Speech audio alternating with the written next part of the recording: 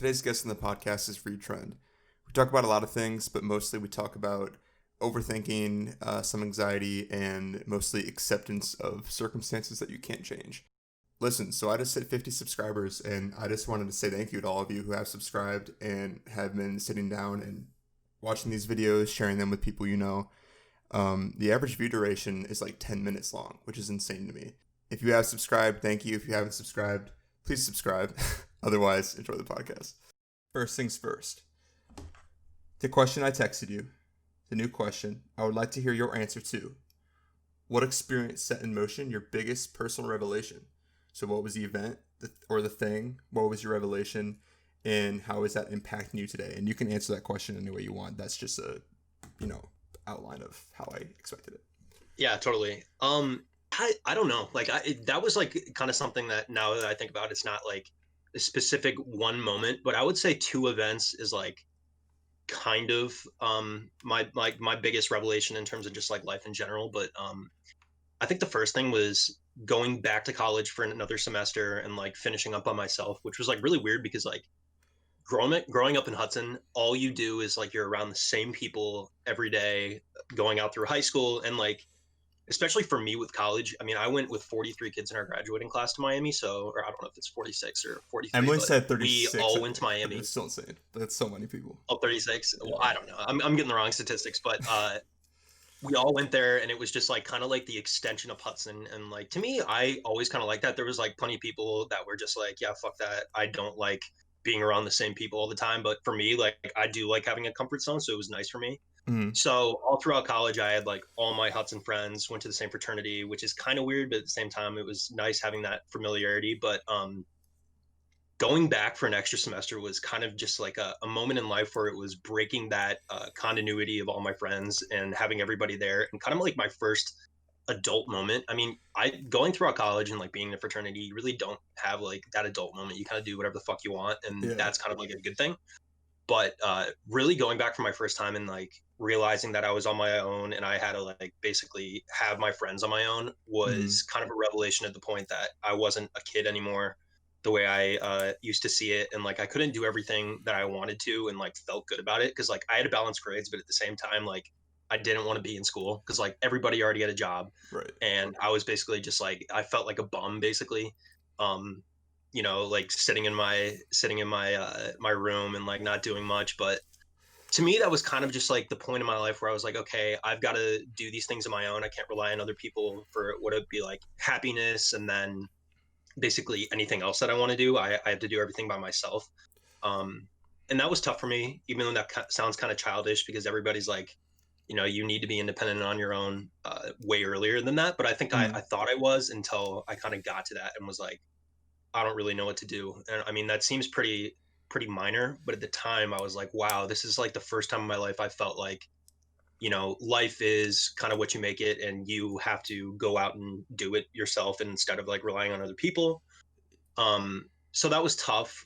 But I think the other thing was my dad getting sick. Wait, before you get into your dad getting sick, can I course. ask you questions about that first? So I think it's super significant that you bring this up, and I don't think that it's minor because I feel like that is the story arc of so many Hudson kids, and they don't want to bring that up. And I think it's really interesting because for me, I had a completely different experience where I went to John Carroll with 2 or 3 people from Hudson, but I never saw these people. Like all these people who went to from Hudson to John Carroll, like I think all except for one actually lived at John Carroll. So I experienced that sooner than you, and like I don't want to say that I understand what you're saying completely, but I do. To me, it feels. I can see how it would feel even weirder when you're back for one extra semester, and you're back at the school, but it seems like there are no more familiar faces. So, were you able to, like, you basically had to chill with like the people that you knew in your frat, right? Like, that was the only people that you. Yeah, pretty much. I mean, like that's kind of how it is in Miami. You do have like your like group of friends, and like you stick with them throughout the whole way through. But it's actually really good you bring that up because like weirdly enough, like I always kind of looked at you as like somebody that had that that experience like way earlier on, because I looked at you going to John Carroll. I was like, fuck, dude, that like is so scary to me. Just like outside of your comfort zone that much, like you literally had to go and like make your own friends right away.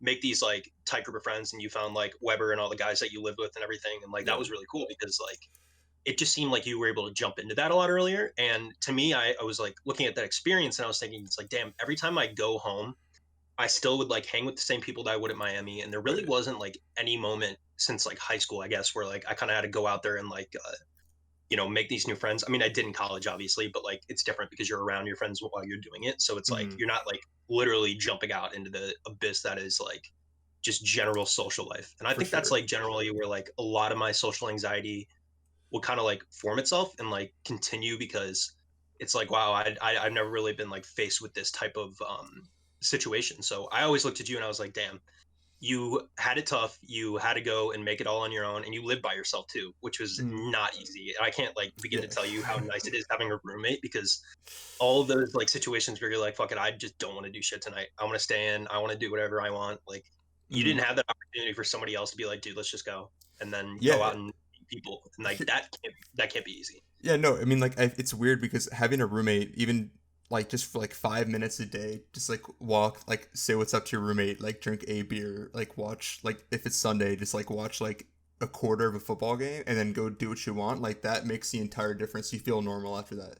So I think it's really interesting that you got to get a taste of that. Like, and that's not, I'm not saying it's like a rite of passage that you have to go through, but I'm glad that you got to see what that was like because it's a really weird experience. You're just like, this Yeah, is, yeah. I think we talked about it before. Like together, we were just like having a roommate back then is different because it's like you guys are developing and you're younger and like you have like completely different like mindsets on how you want to approach things. But like even having a roommate like after college when you both have jobs, it's a lot different just because you tend to have a lot more similar interests and you're not really going into it blind. And I think that like you having that experience of living by yourself throughout college, even though you were like close to everybody and you had people around you, you still had Mm. that like private time to yourself. And like Yeah. to me that's development. Like that's just having like the own ability to see your own thoughts and formulate them and live by yourself, and having that nice privacy is it's different to me, so that's Yeah, nice. I think, and I know that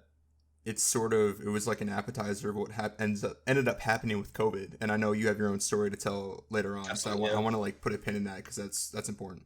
But the one thing that now that we're talking about it, I think it's interesting that we both went to schools in Northeast Ohio that were basically like high school 2.0. You know what I mean? So like I Absolutely. went to like high school 2.0 without anyone I knew, and like there were cliques and stuff. And then you end up going to Miami, and I can't speak on like the cliques in Miami or how people ended up, but you sort of said earlier that you basically stuck with these people, Mhm. like, and so like you made your own friends, like, for sure. Like I met a lot of cool dudes that you met while you're in Miami. But what do you have to say about if you could go back? Would you intentionally join a frat that didn't have Hudson dudes, not to avoid them, but just sort of like do a trial by fire and meet like a whole bunch of new dudes, or do you not regret joining the frat with Hudson dudes? That's a good question because like I think it's like kind of like you look at it from two different viewpoints. When I look at it from just going into college, I think it was probably one of the better choices going into fraternity that with people I knew, just because like even though you have the ability and you are pretty much forced to like meet all these new people and you don't really have a choice, um, but at the same time you can always fall back and have that like comfortability with your group of friends and everything, and I think that's nice. And I Yeah. look back on that and I do think like my college formative years were better with having that fraternity with like familiarity and everything. And don't get me wrong, like the clicks and part of everything like that is a huge part of Miami. That's something that you just like really can't avoid, which kind of sucks. At Mm. the same time, you kind of think of it like, okay, well, I mean, I always do have something to do. I don't have to like search around and like find people to like figure out something to do. You kind of like all Right. move together. But when I look at it from like the other end, I think, wow, I mean, I kind of did just kind of like shelter myself in for most of college just because like I never really had to take the jump outside of my comfort zone. Like that's not something I was forced to do. So it was like Yeah. I never did. And I think about that and I think I probably I don't know. I don't know if I'd do the same thing, but I Okay. don't know if I would like intentionally go out of the way to like join a fraternity with other people in it. Okay. But I do think that there's like a lot of benefit to having that different experience and everything, and like being able to meet all these new people because like interesting thing is like my one really good friend from freshman year, my first semester, his name was Alan, Mm. and like we smoked all the time, and we were chilling and everything like pretty much every day, and like he was from San Diego, and I really liked him. I mean, we were like good friends, and he ended up going SIGAP by himself, like completely on his own with like nobody he knew. And I think it was probably because like five of us went to Pike. He was like, "Yeah, I don't want to do that. I have Okay. no intention of doing that." And we were all kind of like a little butthurt about it, but at the same time, we understood it. That's kind of like the one, like I look at that spectacle of like him going to a different fraternity, and like I just see like so much respect in that, because that was somebody who came to the university by himself. He was like the only kid from San Diego to come to Miami, or like one of like four, and none of them knew each other. Wow. And like I kind of see you in that, because he was this guy who was super friendly to everybody. He was able to talk to anybody, but he ended up going his own path because he continually wanted to push that comfort zone. Wow. And I always look back on that now, like a few years out of college, and I'm like, I'm like, wow, that kid had it all figured out, and like here I am, like this fucking like, scared teenager going into college that like only wants the people he's around with like prior to this. Yeah, and he And traveled I just like across have the so much. country and then did that. Yeah, That's he traveled insane. across the country to come to this university, like Whoa. basically for no reason. And I don't know, like he went in his own path. I never really like talked to him after that, because like he just kind of like stuck with that and was like, I'm fine with this, and he never had any problem with that. And like Wow. I just have so much respect for that. Yeah. Um, I want to ask you though, like Mm. this is a little bit different just because JCU is not, it's not like Miami in terms of like fraternities or anything else, but like if you have you ever thought back to like taking a different route with the way you like went through college, as in like maybe even having a roommate, or like rooming with like a, a quad your freshman year, and Mm. then I don't know, like joining like a fraternity of some type? Do you think it would have benefited you at all, or Assuming do you that I think that stayed a like, drunk girl. yeah, assuming you Okay. stayed a drunk girl? I think that my trajectory of who. Okay, so I told the story I think with Taylor, and it's that my freshman year, because I didn't have a roommate, I had like um I was so bored, and like the moments that I did get to go out, they were like super novel to me. And like Hmm. they were like almost too novel. Like I took them like too seriously. So like when I went to go visit you in Miami, and I think I met Hmm. Alan, by the way. Alan was cool. I'm pretty sure you did. Yeah, I was trying to remember if you like knew who he was, because you did come through Miami, I think, that first Yeah, semester. it was the Cornfest weekend, I think, and I Yeah, met him yeah, there, and so it was cool. But like I went that entire year, basically the one time I went to Miami, the one time I went to Ohio State. That was the only two times that I ever went out my entire freshman year of college, and the third time actually was the spring of freshman year, and that's when Charles and Jacob came to visit me. So yeah. I forgot about that. I never went out, and so I never got like this college experience. And because I wasn't going out, I like went home a lot on the weekends. So I felt like I was just living like in an apartment, but it sucked Mm, because I had to share, like it was all the shitty things about living in college, because you didn't like get to go share a community bathroom. You know what exactly. I mean? You had to like, so I shouldn't say all the shitty things, but you had those shitty aspects of it. But um I don't know if I would do it, because when I left Hudson, I view not having a roommate as like a complete blessing. I was like, there's a Mm, reason why, and like obviously, depending on how you look back on it and how you interpret like what transpired, it could be a blessing. It's really how you look at it. But the dudes who I met on that floor ended up being my roommates in the quad next mm, year, and that made everything worth it. So like I saw one of my roommates was TP, and I saw him like all the time in the hallway. And shit TP did really is what set me forward to, or sort of what taught me how to treat people who were going through something similar. So like TP was really cool. He's a cool dude, and he knew that we played video games, so he would just hit me up randomly. And he didn't say like let's go hang out, but he was like, are you gonna get the new Fallout game? um like you're gonna get the new Call of Duty. And so whenever he would see me out, he would text me, and like he would just like chirp me or something. And like it was cool that like he wasn't trying to like be my friend or anything, but he was like really cordial with me, and he knew that I didn't have a roommate. So he would stop yeah. by sometimes, and then like my other roommate who ended up being my roommate was like Humes, and he would stop by and be cool. Sumter was on that floor, he would stop by and be cool. And so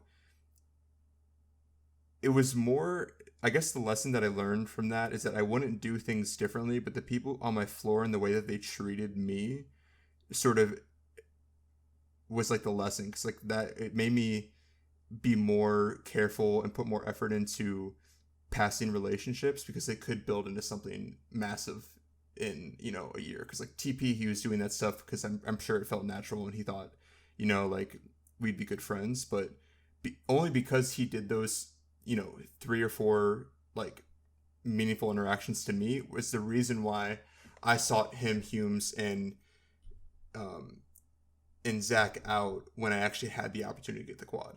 So really, Absolutely. I guess the lesson there was that I wouldn't have recognized the importance of that if I wasn't so like isolated. If that answers your Absolutely. Yeah. question, I'm not sure if it No, does. I mean, I completely agree. I just think it's like you said it earlier. I think it all comes down to perspective.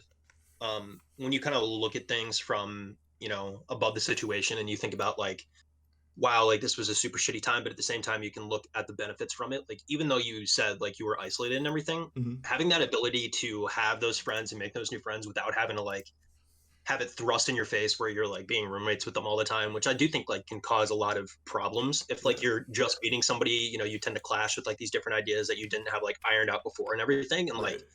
I think that's really nice. And like just having the perspective of looking back at being living by yourself and seeing all these people around you and like keeping those options open, just like keeping those social interactions open. Because like I'm sure for you it was easy enough to just like shut off all that shit socially and just like kind of have your own like self isolation to the point where you just like were doing everything you wanted to do when you were only focusing on like your own wants and needs and stuff. Yeah, And then like, but keeping that open and like having those options of friends, I'm sure that probably like helped it a lot more. And like that's way better than having to, have those relationships force upon you and have it like fall in your face and fail. And then you're like, exactly. fuck, well, I didn't really learn shit from this. Exactly. So it had its like glaring downsides, but when it's put in that perspective, it's like, yeah, those boundaries that you get to sort of set yourself, instead of being like, you guys are put in a room, you guys have to learn how to play nice and get along. And because there are so many people who I knew from John Carroll, or when I say so many people, I mean probably 2 out of the 5 really good friends that I had there had like really like uneasy relationships with their first roommates. Like they just try to make it work, and like, that's like a lot of their time was spent, and a lot of their, their thoughts just thinking about like, do I have to go out with my roommate again? I don't even get along with so and so. Like, you know what I mean? So I'm glad that I didn't have to deal with that, because I'm someone who takes um interpersonal conflict super seriously. So even back then, more so back then, is that like if I felt like I said the wrong thing, I would think about that for the rest of the night. So I'd be like, For sure. I Yeah. hope I didn't fuck that up. Like, did I say the right thing? Blah blah blah. So back then, that would have totally like not ruined me, but I know that would have like took up so much of my time. So I'm glad that that wasn't. Yeah. So you said it right for sure. No, but I like that's actually you bringing that up is really important because that's another thing I struggle with a lot all the time, and it's not even just manifesting in just like a college situation. Like I tend to overthink like everything to the point where it's just like fuck, like it's crippling. I'm spending way too much time overthinking these things, and like Jax and I are really really good friends, but our freshman year like was totally at the beginning points it was rocky, and like that was where we would just like clash and like I don't know. It felt like it wasn't like a good relationship in the beginning. And like Mm-hmm. I was at the point where I was just like overthinking it all the time. And like everything I would say would be like, fuck, like, why am I doing this? Why am I like wasting my time overthinking this? Like I should be in college just enjoying it. Mm-hmm. Um, but I do think that was like a good enough lesson because I mean, obviously we came out of that like really good friends and we ended up roommating or Right. being roommates for like 3 years. So it was something that like I think that there's different approaches to it and like and finding those friends and making them it really just depends on how you go through the situation and like I would much rather have your situation of going through it as opposed to Mm. like mine just because it was stressful but at the same time it worked out in the end and Yeah. both of us ended up being great friends so like I can't say that but your two friends having like shitty first years with their roommates like I don't know like that leaves a lasting impression on like most people I feel like and Right. Yeah. Exactly. makes you want to feel some way and I don't know Yeah. I just like that to me it was too much. Yeah, I think it's cool because also you and Jackson like getting over that like bickering, because like it's not even like a situation that's unique to you and Jackson. I mean, it's cool that like you and Jackson got to experience that, because that's one of those things where once you guys get over that, then your relationship can't, like, it's strengthened a lot. Like, regardless Yeah. if you guys ever, like, become, like, live in the same city again, and, like, you know, you live super close by and you go hanging out again, it's like that's a cool, like, relationship milestone that you can't really break. So I think that's honestly a sick experience. Mhm. So Just to wrap it around, like, yeah. to what I originally said about that, like, revelation in my life, the first question you Oh asked yeah, word. Yeah. for that first part, obviously that first event, I would just think like you bringing up perspective is a really good way to look at it, because I think back to going to that fifth year and being forced to be on my own for really the first time for an extended period of time, as opposed to that because I had all those roommates and everything, like we were saying. But just looking back on it, I tended to worry about myself as opposed to like overthinking other situations that I tended to do like all the time. And I just think that was just so, it was so fucked. It just didn't help Right. anything. And like, I think that just like added to my anxiety in college.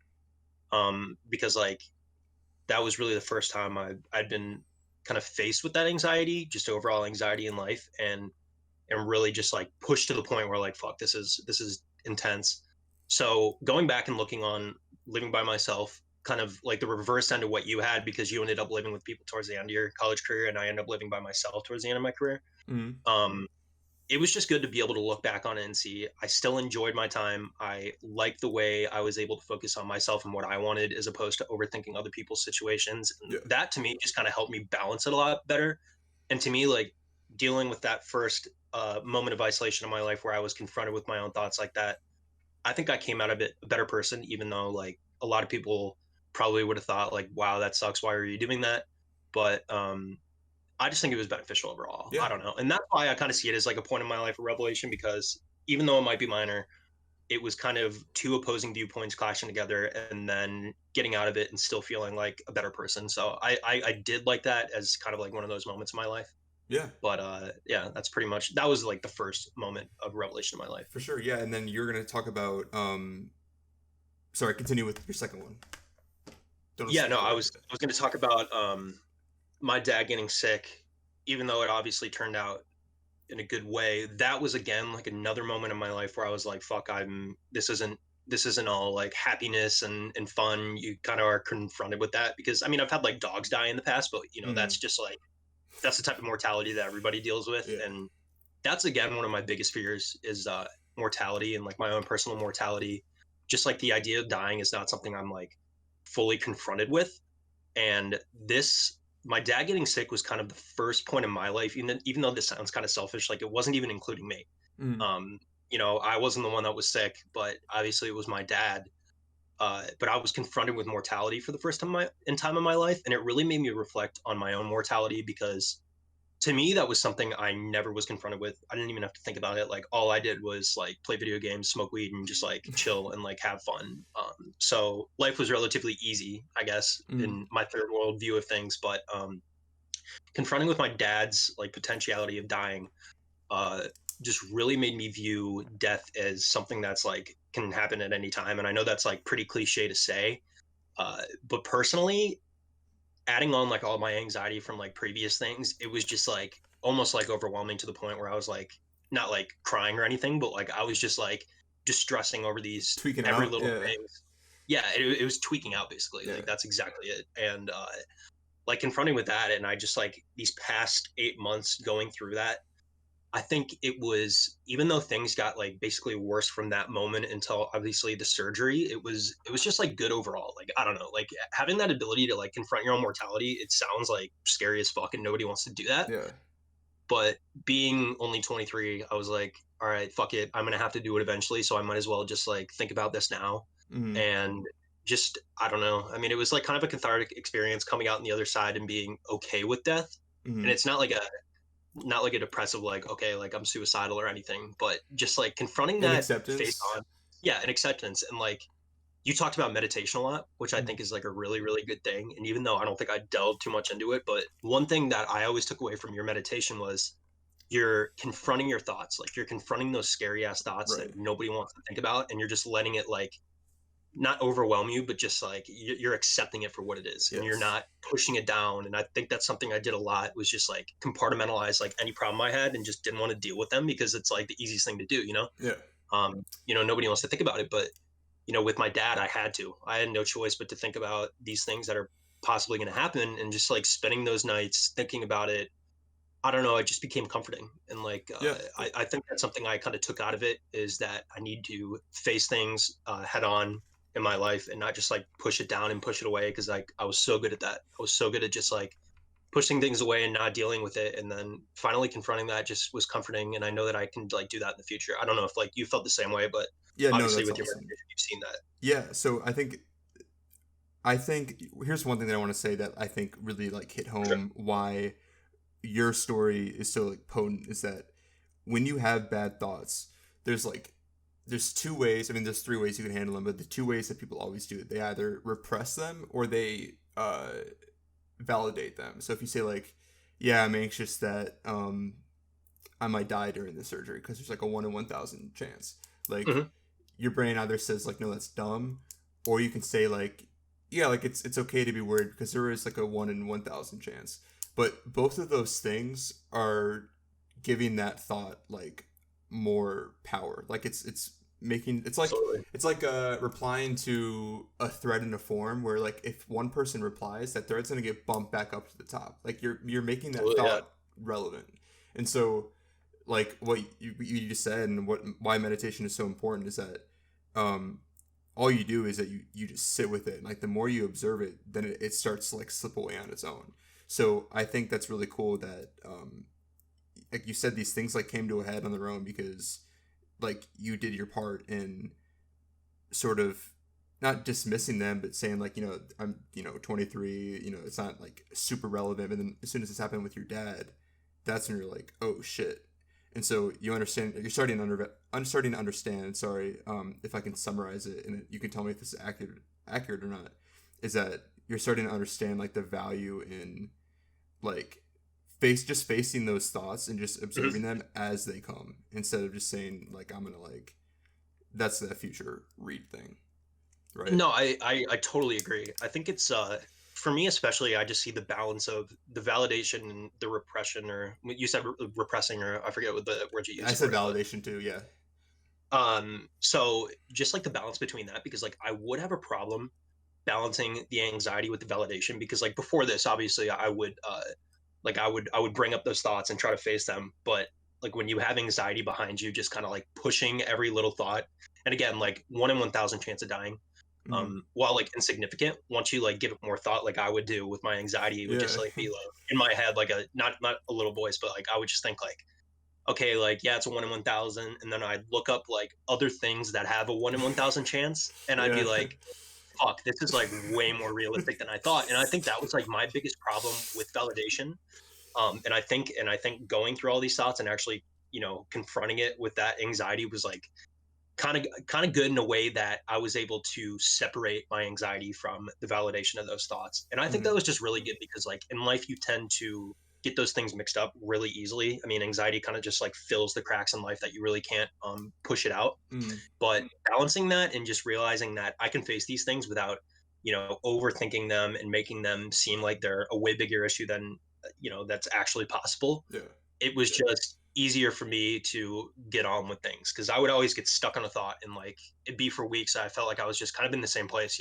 Yeah. I wasn't like moving. I wasn't, doing things productive or doing things better for myself. And, I don't know if that's like a state of depression, but I guess that when you look back on it, it kind of feels like it, because you're so fixated on one certain thing that it just consumes your life. And I think that, over those past 6 months where we thought the opportunity to like do that surgery, I was like, okay, well now I'm not working because like I had that time off, and I'm basically just like thinking all day. Yeah. So I think that was tough to just like separate that, but getting through it, it was nice, because now I don't have to like fear that at all. Yeah. So I think one of the things you said about if it was depression or not, I think it's just interesting because you I think are the first person to talk about overthinking, and I think it's awesome because yeah, overthinking, especially when you're in isolation for a time like COVID, is that after a certain period, and everyone knows overthinking is irrational, but just like acknowledging your anxiety, even telling yourself it's irrational doesn't help anything. But No, you go in that loop where you're just thinking, I think Alan Watts says is like overthinking is like after a certain point, you're just thinking about thoughts, like your own thoughts. So at a point, it's like, exactly. why am I here? But you have to break that loop. So I think it's awesome that what not fixed it, but what sort of like set you to be at peace was actually going through with it, which is like huge because that's like the part that you fear the most. But it's like once you're done with that, then like I want to know what it felt like because the mental like comparing the mental chatter before like leading up to it and then after that must have been huge, like the difference. Absolutely. It was just like kind of like a before and after moment, where you think about before and like my anxiety before that and how it was just kind of like over the top. And you because you really don't know, if you go Yeah, through something like that in your life, I have nothing to base it off of. So like what I would do is like I'd go on like the internet or just like Reddit or something and like look up threads of like people that went through it, and like there's just like a disconnect, yeah, because every person's different and you have your own thoughts to the point where you just like go through things differently. And like some of these dudes were just like completely fine with it. Like they were just like, yeah, like I made the decision to do this probably about like 3 hours ago, and I'm like going into it. I'm like, well, fuck, like that's just different because like right, I agreed to it and I had to wait like 2 months, so it was just kind of like building up every day, yeah, even though it was such a short thing. I mean, because like I had never been under like anesthesia or anything, so that was just like another big thing. Just having like that medical anxiety, so and like just not being there, I guess, because you're basically just like lifeless at that point. yeah, You have no like choice on anything, and like that to me is like another big fear, is like not having a choice over what's going to happen in my life. If there's like something that's going to afflict me where I'm basically just like fucked, I have no choice. yeah. I can't do anything to change that. I'm basically in the hands of another person. Like that to me is scary, because that's just like losing of all self-control of things. Yeah, I was gonna say And I have a then question. If you're sorry, keep going. yeah, no, I was just gonna say, and then after the surgery, yeah, it like evaporated, but I still think on those things. It's weird. Like, it doesn't affect me the same way. Like I'm not as like stressed out about things at all, but I can always kind of just fall back on that. Like I have comfort in those thoughts. But yeah, no, go Yeah. on what you're gonna say. No, I think it's really cool because I don't remember where I heard this, but it was like the most control you can exude is giving up all control. So I know like going under anesthesia and then having strangers operate on you, even though they're professionals, it's like having like Yeah. foreign entities do their thing, and it's like that's the sort of shit that like was that I know you sort of just talked about it, but I kind of like I'm trying to figure out like the exact articulate the exact question I want to ask you about it is that I guess did you have like explicit did you observe explicit control issues in that same way because I guess like not accepting death is sort of a control issue too, right? Like that's something Hmm. inevitable. So was control something that you ever were anxious about before, or was that just sort of like a part of it, a smaller part of it? Yeah, totally. I do think like I had like general control issues, like nothing that would be like in a bad way, I guess. Like Yeah.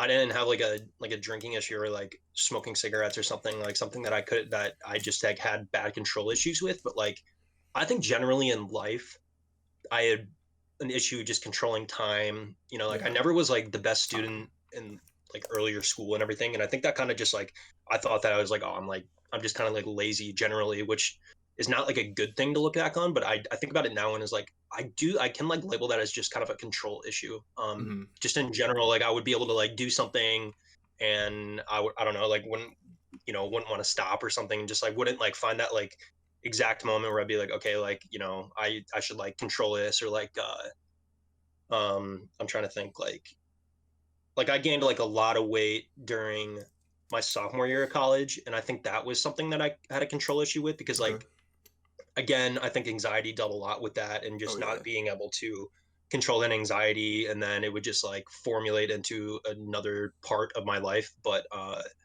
I don't know, like in general, yeah, I would, now that I think back on it, I do think I had like just general control issues on everything, but not, Okay. specifically one certain thing that I could like label it. But I do think that was something that manifested throughout my life. Yeah, I don't think when I think of control anxiety, I Also, don't. my screen's frozen. I don't Oh see no, anybody moving. you're not frozen in mine. Can you see me? Can you hear me? Or I can hear anybody. What?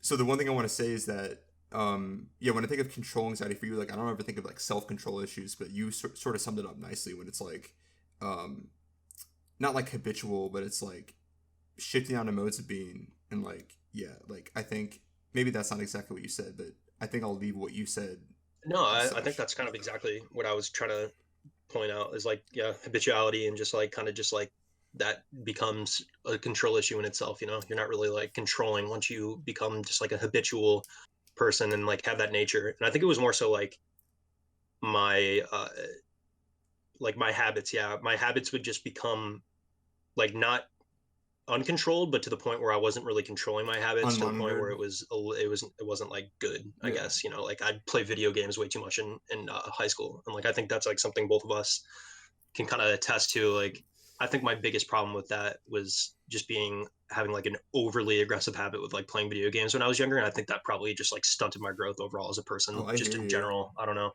Yeah, that's. I'm frozen again. Can you hear me? Okay, I'm back. Okay, good. Okay, good. Yeah, I can hear you. Okay. It's just like freezing randomly. Yeah, don't worry. You're not freezing, or I can still hear you. But I think, yeah, that's one of those things that Katie and I had this discussion about.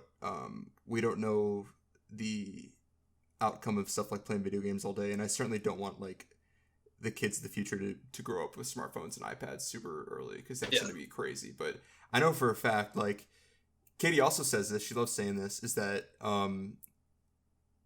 dudes hopped on Xbox for an excuse to talk to their friends, which is so true. And like even on Discord, dudes use Discord as an excuse to talk to their friends. So it's not like you're like, calling up your Socially friends. closed off, you know? Yeah, so it's like there's that aspect of playing video games, but in terms of like what you said earlier, is like playing video games, like the probably definitely for sure messes with your like reward system. Like I don't doubt that at all.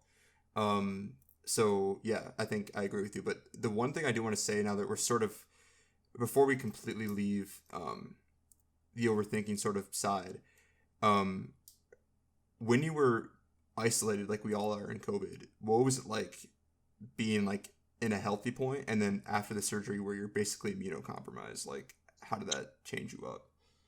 Yeah, I mean that can lead into pretty much what I was, I'll just like talk about like the after part of my surgery, because like I guess that's like kind of where I like had time to like control my thoughts, put them together, and then just like take away, sorry, what I got from it. Mm-hmm. Uh like beforehand it was more so like I didn't really care, because again, like going back to video games, like I think that's like a good thing about video games, even though like, I think it was like a habit that I like didn't control as much, is again, like it was such an easy way to like talk to people Yeah. online. I never had a problem just like maintaining friendships and talking to people and like having all these relationships, through like a computer screen or like, a TV. It just didn't like, to me, it was nothing that was hard for me. Yeah. So like being just like a healthy individual living in that quarantine, I kind of enjoyed it. Like I would smoke and I would like play video games and I would like kind of do my own thing. So it was like, to me, uh, it was pretty easy. I don't know. I didn't like overthink it. And like I still went out, like everybody did, everybody like went out during quarantine and like hung out with people. So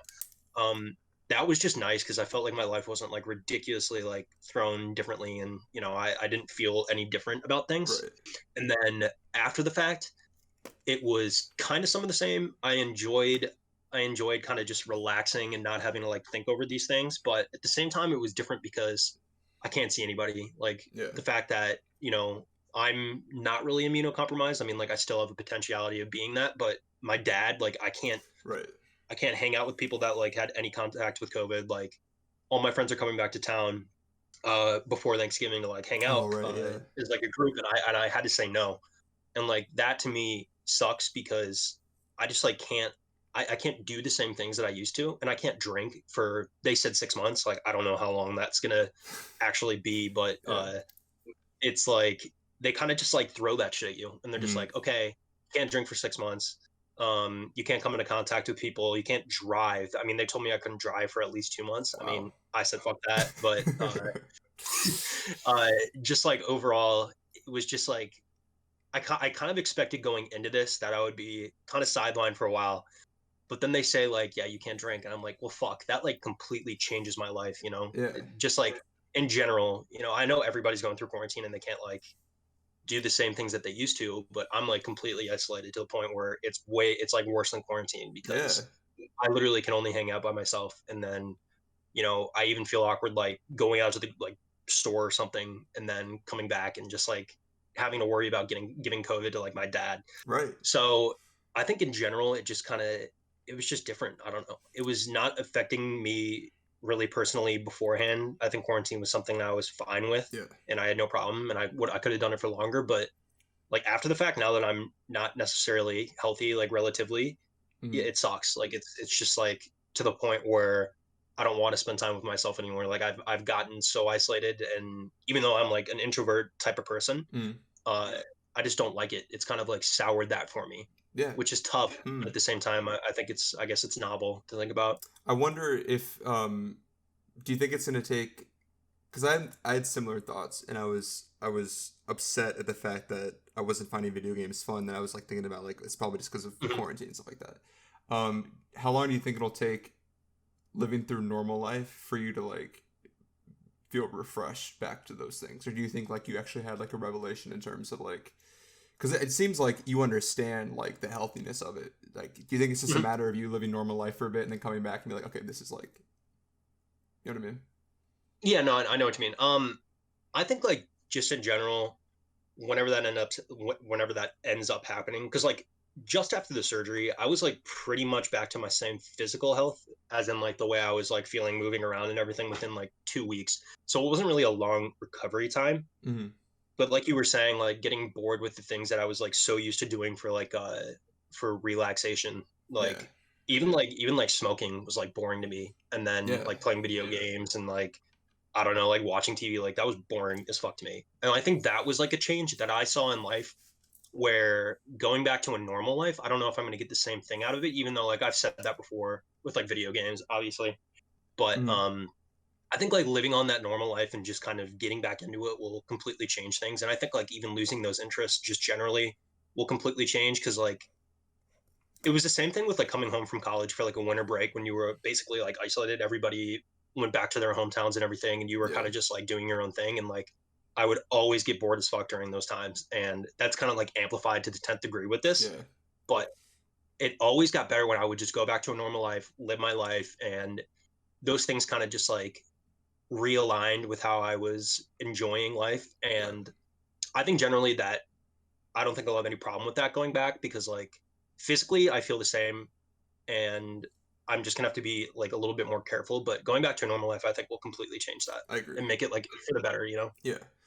Um, so on the topic of actually, before I do that, I think this is just something that I want to mention before we go to the next one is that I think it's like sort of I don't know what the word is. It's like scary. It's that the fact that like we're in quarantine and after a certain point, the things that we use to relax us aren't relaxing anymore. So it's like this like, Oh, is totally. that scary? It's like I don't know, like these outlets that I'm totally used to having, relax me, and be an outlet or not working it anymore. So I think that's the scary part about um like the gym. First of all, that's different, but like on top of that, like gyms being closed for a lot of people, they can't work out. Exactly. So that's why I mean, obviously, like if lockdowns work, but a lot of the time now, I think it's like at what cost? Because there are so many people who I know personally who are just going through it, and I know that like we're all going through it, like obviously, but there are certain people who are going through it a little bit more, and that's one of the scariest parts about. It's like a Saw movie almost. Like it's like a very drawn out Saw movie. It's Yeah, I like, totally you know agree. what I I mean, mean? like, what do you think? Like in general, like, what's your thought on like this a second quarantine happening? Because like I don't know, like when I thought about like the first one, I was like, all right, it's not that big of a deal. Like, I guess it's something we just gotta like bite the bullet and just fucking deal with it. But like Mm. now going back, like you were saying, like all these gyms are getting closed down again, and we're having to go through this. Like, do you think that's going to have like a good impact on the I guess the well-being of everybody going through it, or do you think it'll have like more of a negative impact? Whereas all like I mean, I think what the vaccine's a few months away, Yeah. and at this point, I think we're almost to the point where it's spread as much as it's going to. I guess I don't know if it's going to get worse, as in like I'm talking like March worse. Yeah. But do you think like going through this second quarantine will have any good effect, or do you think it's just going to like be detrimental? Well, I think I have like multiple takes, and I think that first of all, I think the World Health Organization said that lockdowns don't work, or I don't know if it was the CDC Yeah. or the yeah. So it's like they said that they don't recommend them. So there's that. The second thing is that I said earlier is at what cost. The third Hmm. thing is that the people who are riding for it are a lot of people who are in positions to not really give a shit, like people who get unemployment, like they're Yeah. finally getting that check, and like so there are people like me who like I will say need. Like I need to go and exercise at least like 3 times a week, or else I will start to tweak out. And I need to be like applying myself to something greater than myself Mhm. after a certain point. And it's not about being conditioned to work 40 hours a week. It's about like applying yourself and like, service to others and things like that. And like that sort of meaningful, you're bringing money, having an income and stuff like that. So the lockdown, it's like, I think it's like at what cost? It's not even about politics at this point because, um, like I just think that so many people, first of all, won't even agree with it. So there's so many holes in the lockdown now that so many people are over it. Like so many people, are like I I'm not know. gonna let you do that. So it's like the Gretchen Whitmer from Michigan, like she's getting there's a trial to impeach her. I think like the GOP set up some trial for impeachment because of how she was overstepping her boundaries. Even when DeWine put out the 10 p.m. curfew, everyone on Twitter is like, I'm not gonna follow this. Like, is the virus gonna come Yeah. out at 10:01? Like, people are mocking like all these like governor decrees. So Wait, did you said Michigan, right? yeah, Michigan. Okay, yeah, that's Matt Stafford's wife said it was like comparatively to like a dictatorship to the point where it was like over the top, Yeah, just because like it's like with by governor decree, so it's like it's not even being an alarmist. Like I don't want to have a yeah, no, governor say, "Hey, curfew by 10 arbitrarily." So I don't think people would go down for it. There's so many businesses that won't be able to survive, hmm and I think that's just messed up. There's like I think it was like 40% of all small businesses in New York City will be shut down permanently. yeah, So just scary stuff like that. So again, it's just like science is an evolving thing. So people who say like lockdowns work, and then the World Health Organization comes out and says that lockdowns, you shouldn't do that, then you should do that. So the dogma behind lockdowns and what you should do, I think, is the most damaging part. So um, that was really long winded, and I don't remember the exact question you asked, but in my opinion, I think a second lockdown would just be awful. Um, no, dude, I yeah. totally align with that. Like, I completely agree with what you said about like the WHO Mhm. and like how today the most current news and social media and like science in general are just like merged into this like concoction of just like shitty opposing viewpoints that I just don't think it's necessary to the point where being like you've got like the WHO putting out these decrees that like people are getting it instantaneously and like taking that word for word, and then like you would see like a week later the CDC or the WHO is like, wait, we actually don't know that because like we've done more testing and everything. So Right. it's like people like taking these things word for word at face value right away. Like I do think that's damaging. You know, it tends to not help. Like you said, like the WHO from the beginning was like, if we quarantine and lock down, this is going to be really, really good. We're going to be able to beat this virus. Obviously, that didn't happen because you've got so many different fucking people with like these viewpoints that they don't believe it's going to help. They're not going to wear masks. So it's Mm-hmm. like, it doesn't fucking matter anyways, because these people are basically breaking that, they're breaking that wall of this bubble, I guess, the quarantine that we were doing. So it's like, I totally agree that I don't think it would be beneficial in the way. And like, it's hard for me because like if my dad were to get coronavirus, like it doesn't matter how like survivable it is, because it is pretty survivable. I'm sure it's really fucking high, like less than 1% chance of dying. But like for me, my dad being immunocompromised, he basically has no immune system. Like he would most definitely die from it. So Mm-hmm. it's like I have to look at it from that.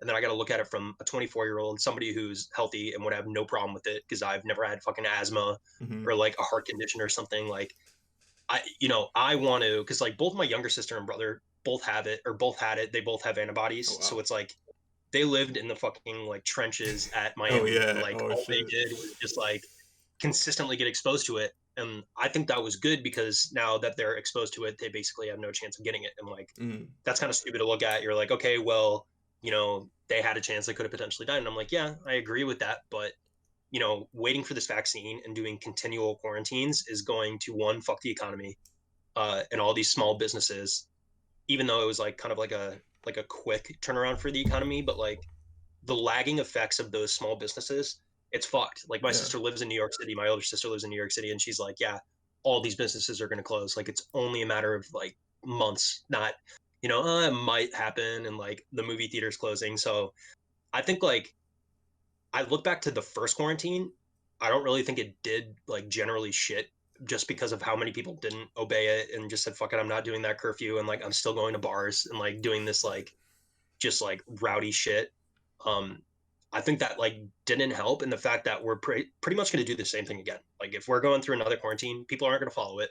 And if this time, I feel like it's going to be even more convoluted than last time Yeah. because people hated the first quarantine and they like have like a fucking vengeance against anybody that starts this. Yeah. Hold on, plugging in my computer. You're good. So I think just like in general, I totally agree with you that it's just like, I don't know, like I can't see much benefit into it. And like, yeah, like from a mental standpoint, you know, you're talking about like going to the gym and everything like that. I mean, that's serious to like a lot of people to the point where like their mental health, you know, relies on, you know, being able to work out and like feel better for themselves. Yeah. So, I mean, like, I just think there's so many variables that just make it shitty. I agree, and I think like in a closed system where people wouldn't like starve if there was a lockdown, like yeah, like on paper, I guess. If you want to contain a virus, you would lock everyone down. Like that's obvious. But there are just two. We live in such a complex system where that sort of perturbation is like it is. No one can calculate the exact outcomes of that. So again, like I think we're on the same page as that, and I think I know.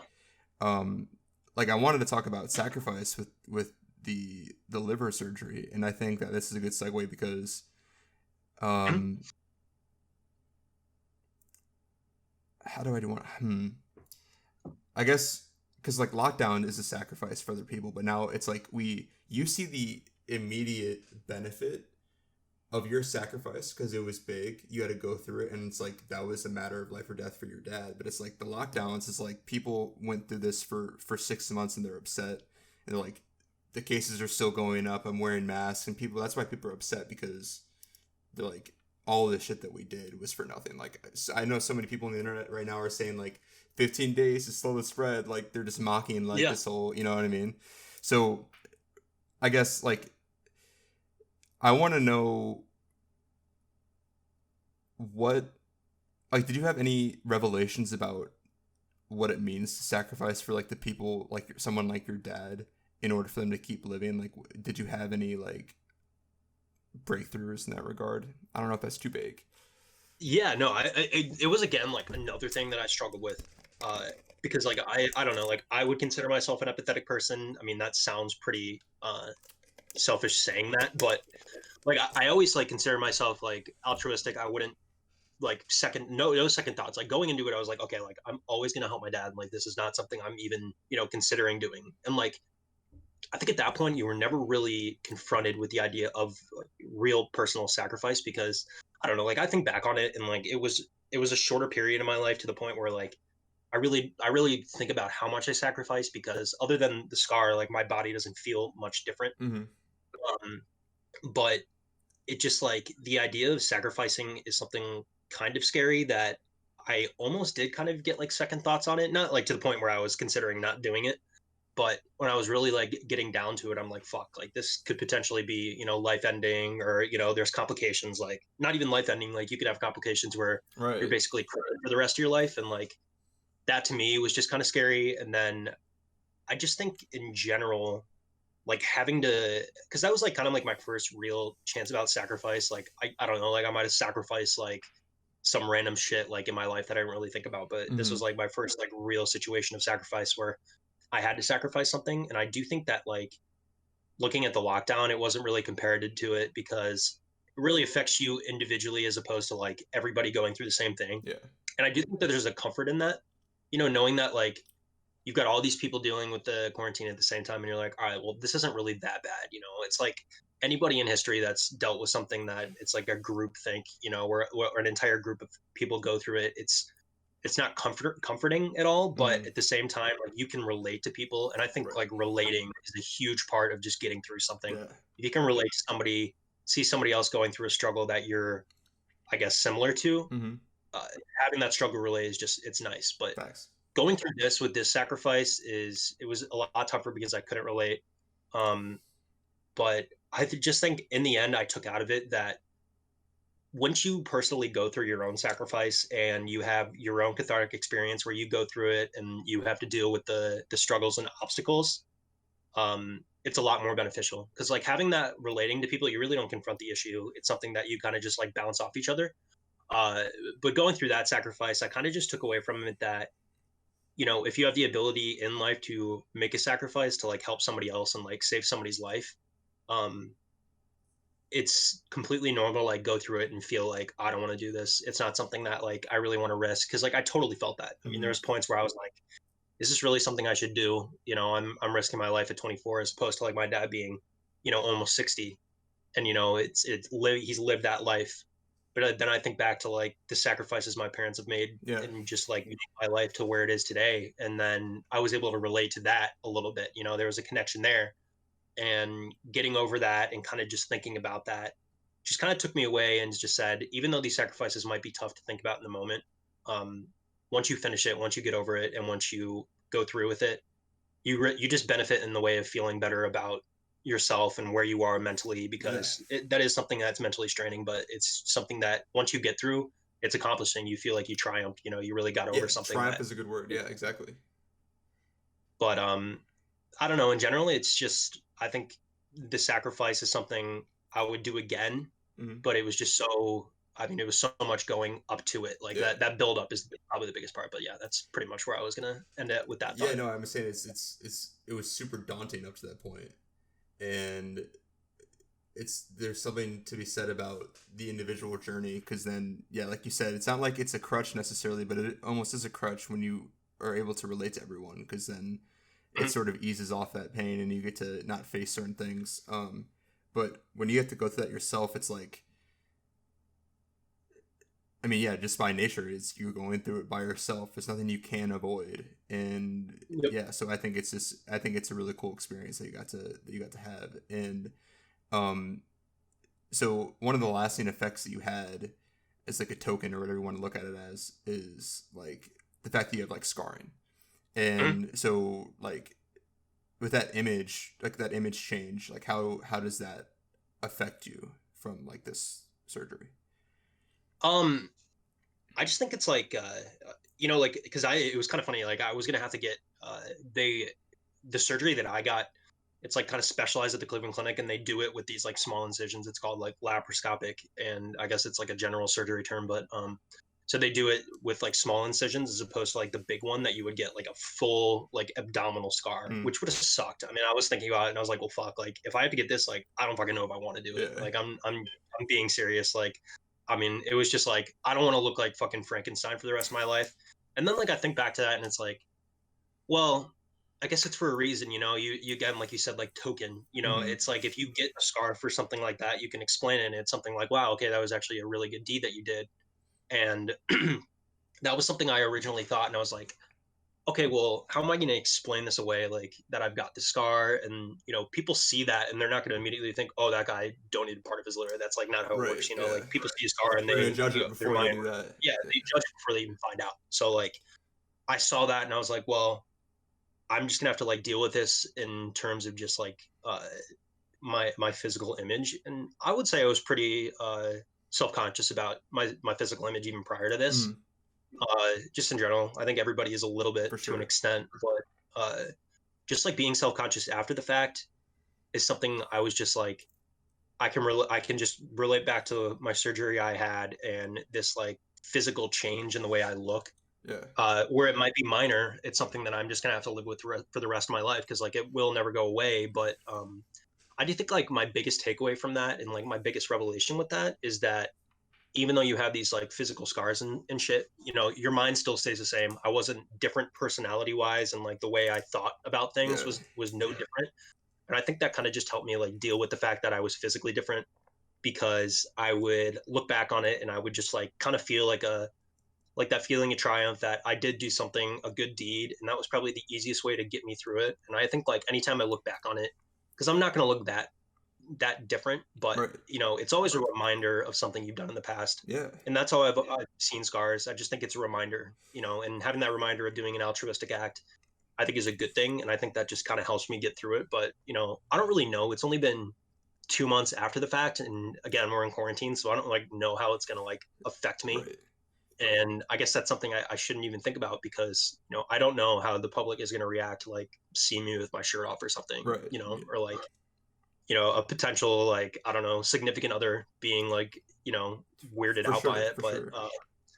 I just think that's something that I guess I'm gonna have to cross that bridge when I get to it. But again, I repeated it like over and over. Like, I just got to think back to what I did to get this scar, and I got to be happy the fact that I potentially saved someone's life, and that's something to be proud about, as opposed to overthinking the scar and being anxious about it. Yeah, I think honestly, like the theme here, and to bring it full circle, is the fact that like you have these scars, and you knew these scars would be they would be an inevitability after you got the surgery. And I think it all comes back down to like the acceptance and like the control issue part, and the control as Mhm. an absolving control, and then um, the acceptance, like we talked about acceptance of thoughts, acceptance of circumstances, and acceptance of like these scars. Like no matter what you do, I mean, we talked earlier about this with Katie about getting like there are certain ways that you can minimize them or like make them, I don't know what the word you would use, attenuate like how big they are. But that's one of those things where it's like no matter how many solutions you throw at it, it's not going to ever be like 100%. So like Absolutely. doing those Yeah, I things totally where agree. you accept that, it's like sure you can, I mean it is helpful. I mean it's obviously going to help your mental state if you do improve those things that you can't control in any ways you can. But at the end of like the 80/20 is that you accept it, like period. So like unless you have anything else to say, I think that's like a great place to stop, because I think that that's like a really cool like full circle like Yeah, discussion absolutely. I there. mean, it kind of did. It was a good bring around by you. You kind of brought it together. Thanks, Doc. So yeah, so unless you have anything else to say, if you want to plug something, that's that. So do you have anything to plug while we're here? Yeah, watch my boy CK's podcast. I mean, it's only up from here. Hell yeah. Yeah, that's all I got to say. That's my plug. Awesome. Check out my sound. SoundCloud. Word. All right, I'm putting your Yeah. SoundCloud in the description. Okay. All right. Well, if you got this far, thanks for watching. Thanks for sticking around, and I'll see you later. Peace.